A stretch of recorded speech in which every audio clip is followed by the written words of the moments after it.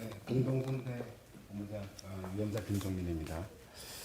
민주당이 다시 하겠습니다. 민주당이 본격적으로 비례위성 정당을 주도하기 시작했습니다. 결국 명분은 연합정당이라고 하지만 결국은 민주당 중심이 될 것은 이미 예견되었고 또 그렇게 진행되고 있는 것으로 보입니다. 비례연합정당이라고 한다면 가장 중요한 것은 강령과 정책에 대한 합의일 것입니다. 그런데 정책적으로 협의해 앞으로 남은 4년간 정부를 통해 정책을 실현하는 데 합의하는 정당이 될 것이라고 했습니다. 현 정부 기간 가능한 정책만이 가능하다고 한 것인데 이는 비례정당의 강령, 선거정책 연합의 가이드라인을 명확히 제시한 것으로 민주당 색을 강화하겠다는 의지의 표현입니다.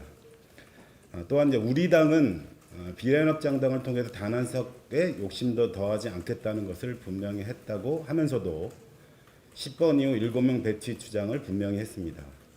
당선 가능한 순번의 사실상 절반에 가까운 수를 민주당 후보로 채우겠다는 속내를 드러낸 것입니다. 특히 민주당 의원 꿔주기도 가능하다고 했습니다.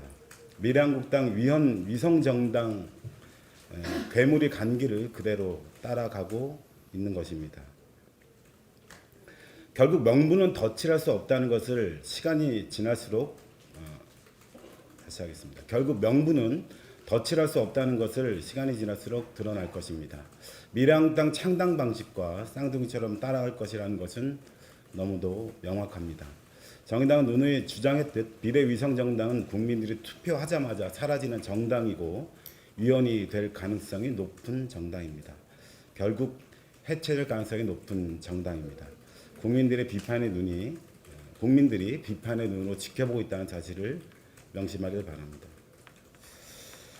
녹색당이 비례연합정당에 참여하기로 결정했다고 합니다. 당원 총투표를 통한 고심 어린 결정을 존중합니다.